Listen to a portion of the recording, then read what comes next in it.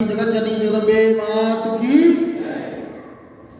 मंच पर सूक्ष्म रूप से विराजमान परम पूज्य गुरुदेव जी भगवान और माता शक्ति जगत जी जगदम्बा के चरणों में नमन वंदन प्रणाम करते हुए आप सभी यहाँ के आए हुए माँ के भक्तों को, सभी पदाधिकारियों को जय माता की, जय गुरुदेव की।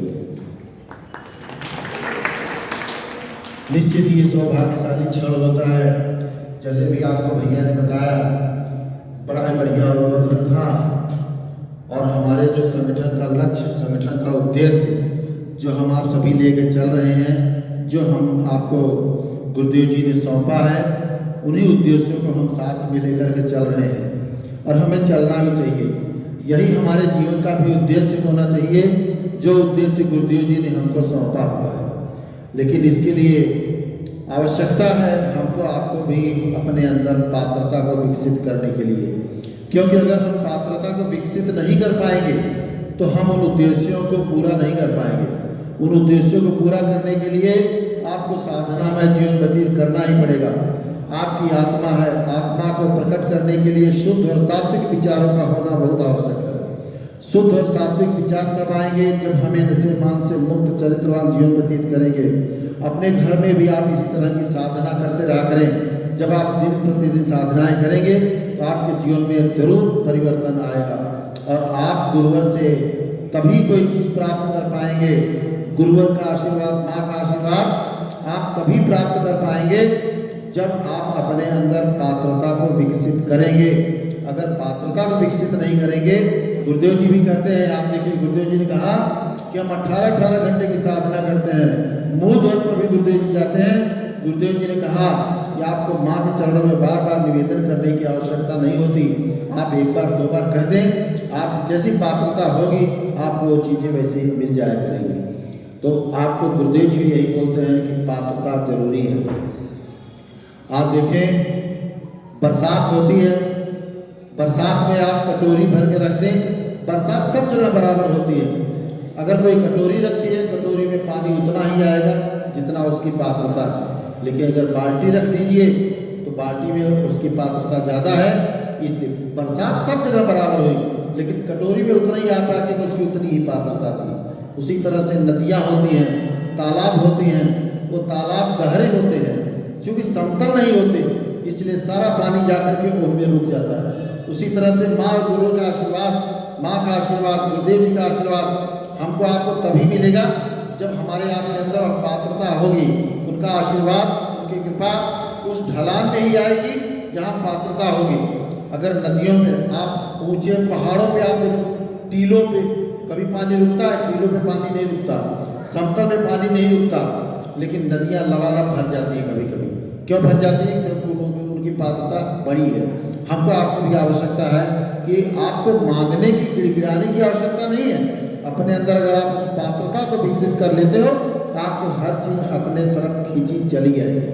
चाहे वो भगवान के आशीर्वाद हो, रिद्धियाँ हो, सिद्धियाँ, जो भगवान की कृपा हो, परमेश्वर की जो कृपा होती है, वो एक आपको छोटा सा उदाहरण देते हैं। जो भगवान की कृपा होती है, रिद्धियाँ होती है, सिद्धियाँ होती है, जिनके लिए आप तरसते हैं, आप इधर उधर भागते हैं, वो उनकी पुत्रियाँ हैं।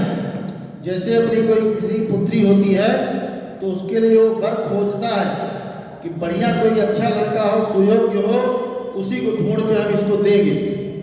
परमात्मा भी उसी तरह से ढूंढता है। भले ही पड़ोस में ही कोई लड़का रह रहा है अच्छा अगर नहीं है, उसकी पात्रता नहीं है, भले ही पड़ोस में है, तो उसको नहीं सौंपता कोई। उसी तरह से भगवान भी अपनी परमात्मा, अपनी रिद्धियाँ सिद्धियाँ, अपना आशीर्वाद को पात्रों को नहीं देते। हमेशा सुपात्र ढूंढते हैं, अच्छे पात्रों को ढूंढते हैं, साधना में जिनका जीवन उनको ढूंढते हैं। इसलिए प्रयास किया करिए हमारे अंदर उस तरह की पात्रता, हमारे आचार विचार व्यवहार, हमारी सात्विकता, हमारे अंदर उदारता का भाव। अगर हम उदारता का भाव अपने अंदर नहीं लेंगे तो हमारे पे भगवान की कृपा नहीं मिल पाएगी। आपका पड़ोस हो, आपके बच्चे हो, जैसे आप अपने परिवार के प्रति रखते हैं वैसे ही आप समाज के प्रति रखें। इसलिए समाज का कार्य करने के लिए गुरुदेव जी ने भेजा है कि आप समाज में उतरें, समाज की परेशानियों को जानें, समाज की परेशानियों को समझें, और तभी तो आपके अंदर उदारता का भाव आएगा धीरे धीरे। उदारता का अगर भाव नहीं आएगा, अगर आप कड़े के कड़े रह जाएंगे। आपके अंदर भावनाएं नहीं, तो भावनाएं बदलेंगी नहीं तो भगवान की भी आपके प्रति बदलाव नहीं होगा। आप देखें बड़े बड़े जो राक्षस थे उनकी कट्टरता, उनकी कठोरता और कठोरता को मिटाने के लिए भगवान को भी कट्टर और कठोर बनना ही पड़ा। इसलिए अगर आप चाहते हो कि भगवान भी हमसे दयामय रहें, उदार रहें, तो आप भी समाज के प्रति उदार हो। अपने आचार विचार व्यवहार को बदलो, अपने चीज़ों को बदलो, अपना साधना में जीवन। आप घंटा 2 घंटे सवेरे शाम साधना करें, लेकिन दिन में आप आत्मकल्याण जैसे करते हैं वैसे ही जन कल्याण के लिए जो गुरुदेव जी ने लक्ष्य दिया है, आपको देख के ही समाज में बदलाव आएगा। आप जब तक अपने आप को नहीं बदलेंगे तब तक समाज आपको देखेगा तो बदलाव नहीं है। समाज तो कहेगा ये तो केवल चिंतन देते हैं, ये अपने अंदर खुद नहीं बदलाव ले आए, ये दूसरों को क्या बदलेंगे। अगर आप समाज से यही सुनना चाहते हैं तो आप बदलाव ना लाएं, तो कहने की बातें हैं। लेकिन आप लोग राजनीति करते हैं, राजनीति करो। राजनीति के लिए भारतीय शक्ति चेतना पार्टी बनी है, उसमें भी आपको सफलता नहीं मिल पाएगी। क्यों कि राजनीति भी जो होनी चाहिए वो पॉजिटिव होनी चाहिए, ऋणात्मक होनी चाहिए, नकारात्मक पॉजिटिव नहीं होनी चाहिए। आज की डेट में आप देखो न्यूज़ वगैरह सुना करो, कितने राजनीतिक दल हैं, कितने हैं सब भारतीय जनता पार्टी के खिलाफ, मोदी के खिलाफ, योगी के खिलाफ, कितना भी निगेटिव। लेकिन जो निगेटिव पॉलिटिक्स है सारे लोग समझ रहे हैं, जानते हैं बदलाव है, परिवर्तन का समय है, बदलाव का समय है। जैसे गुरुदेव जी ने बताया सन 2000 से चीज़ें बदल रही हैं। 2011 में गुरुदेव जी युग परिवर्तन का शंखनाद इसीलिए किया कि 11 साल बदल गए हैं और उसके बाद आपने देखा धीरे धीरे परिवर्तन हो रहा है। सो हमको आपको भी अपने अंदर बदलाव लाना पड़ेगा। जब तक हम अपने अंदर बदलाव नहीं लाएंगे, हमारे अंदर वो पात्रता विकसित नहीं होगी। सो अपने अंदर उदारता, प्रामाणिकता, सात्विकता, इन चीज़ों को आप ढालें, ले आए। साधनाओं के माध्यम से आत्मकल्याण जन कल्याण के मार्ग पर पड़े।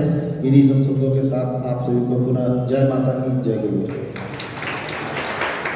इसी कड़ी में अब जो है समापन की ओर चलते हैं।